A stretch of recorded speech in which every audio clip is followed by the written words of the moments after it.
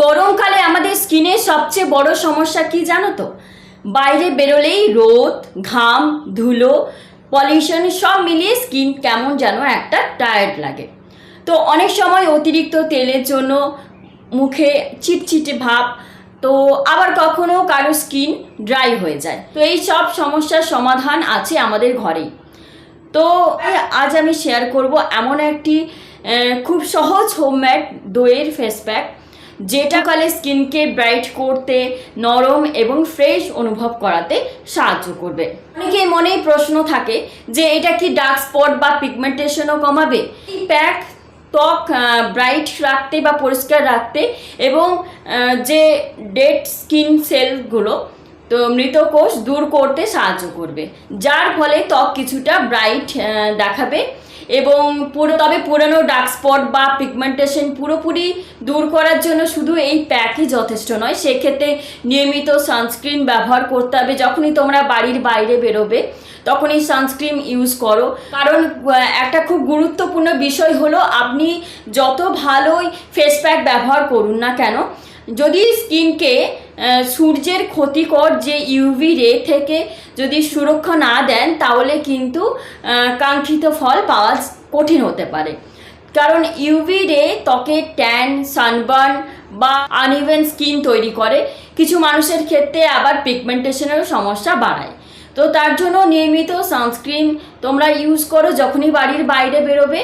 আর তোমরা তার পাশাপাশি ঘরোয়া এইসব কিছু হোম রেমেডি সেগুলো তোমরা ইউজ করো, দেখবে ধীরে ধীরে এই সব কিছুই কিন্তু ঠিক হয়ে যাবে। তাহলে দেরি না করে স্টার্ট করা যাক। আমি ফেস প্যাকটা আমি কিভাবে বানাচ্ছি এবং কখন কিভাবে লাগাতে হবে এবং কিভাবে স্টোর করতে পারবে তোমরা, তো এই সব কিছু তোমাদেরকে আমি বলবো। তো চলো স্টার্ট করা যাক। তো আমি এখানে নিয়ে নিয়েছি 1 চামচের মতো টক দই। তো ফ্রিজ থেকে বার করে ঠান্ডা ঠান্ডা টক দইটা ইউজ করার চেষ্টা করবে এই প্যাকটা বানাতে। তো টক দই প্রাকৃতিকভাবে ল্যাকটিক অ্যাসিড থাকে, যা স্কিনের উপর জমে থাকা যে মৃত কোষ আলতোভাবে দূর করতে সাহায্য করে। আর টক দই না স্কিনের মধ্যে আর্দ্রতা ধরে রাখতে সাহায্য করে। যাদের এই গরমের মধ্যে স্কিন ড্রাই হয়ে যায় তাদের জন্য তো খুবই ভালো। এরপর আমি এখানে 1 চামচের মতো সুগার পাউডার মানে চিনি গুঁড়ো করে চিনিটাকে আমি ইউজ করেছি। তোমরা চাইলে কিন্তু গোটা চিনিও এখানে ইউজ করতে পারো, তবে গুঁড়ো চিনিটা ভালো করে মেল্ট হয়ে যায় এই প্যাকের সাথে। তো আর চিনি তো তোমরা জানোই যে স্ক্রাবের মতো কাজ করে। মাসাজ করার সময় ত্বকের উপর যে ডেড স্কিন সেল, জমে থাকা ময়লা কিছুটা দূর করতে সাহায্য করে। এর ফলে স্কিন আরও মসৃণ হয় এবং ব্রাইট হয়ে যায়। তবে খুব জোরে ঘষা উচিত নয়, কারণ এতে ত্বকে কিন্তু জ্বালা বা ক্ষতি হতে পারে। তবে চিনি কিন্তু স্ক্রাবের মতো মানে খুব ভালো স্ক্রাবিংয়ের কাজ করে। আর তোমরা চাইলে কিন্তু এখানে গোটা চিনি ইউজ করতে পারো। এরপর যেটা নিতে হবে সেটা হচ্ছে অ্যালোভেরা জেল। তো অ্যালোভেরা জেল এখানে আমি 1/2 চামচের মতো ইউজ করলাম। আর অ্যালোভেরা জেল ত্বককে না গভীরভাবে হাইড্রেট রাখতে সাহায্য করে। রোদে থাকার পর যে ত্বকে যে ড্রাই বা হালকা জ্বালা ভাব হয়, সেটা কিন্তু অনেকাংশে কমিয়ে দেয় এই অ্যালোভেরা জেল। পাশাপাশি এটি স্কিনকে নরম ও কোমল অনুভব করায়। দেখবে আমাদের অনেক সময় হয় যে এটা প্যাক ব্যবহার করার পর স্কিনটা অনেক ড্রাই হয়ে যায়। তো কিন্তু অ্যালোভেরা জেল ইউজ করার কারণে এই প্যাকটা কিন্তু লাগাবার পর এই ড্রাইনেসটা কিন্তু একেবারেই থাকে না। এরপর আমি এর মধ্যে দিয়ে দিচ্ছি দেখো 1 চামচের মতো বেসন।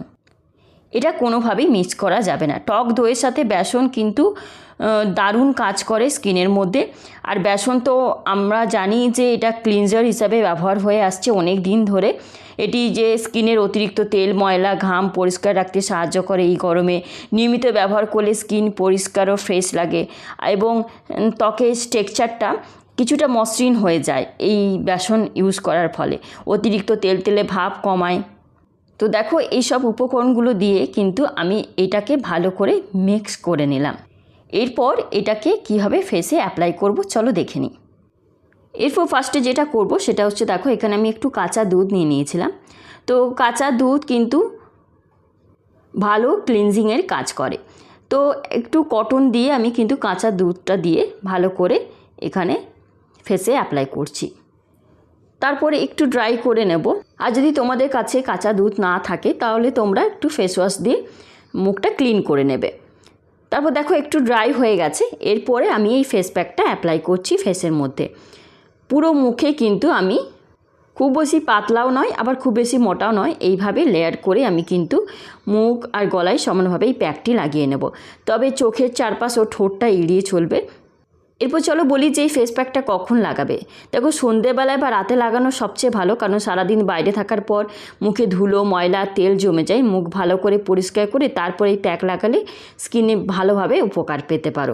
এরপর এটাকে 10 মিনিট রেখে তারপরে গিয়ে দেখো এভাবে করে আমি কিন্তু একটু ম্যাসাজ করে এই প্যাকটাকে আমি ফেস থেকে তুলে নেব। আর তোমরা এটা সপ্তাহে 1 থেকে 2 বার ব্যবহার করো, তাহলেই যথেষ্ট।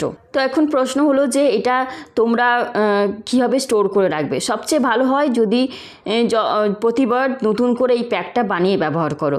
তবে যদি একটু বেশি বানিয়ে ফেলো তাহলে একটা এয়ারটাইট কন্টেনারে ভরে ফ্রিজের মধ্যে রেখে দেবে। দেখো এটা ম্যাসাজ করে নিয়ে আমি ফেসটাকে আমি জল দিয়ে ধুয়ে এলাম। তোমরা দেখতেই পাচ্ছ যে ফেসটা কতটা ক্লিন এবং ফ্রেশ লাগছে।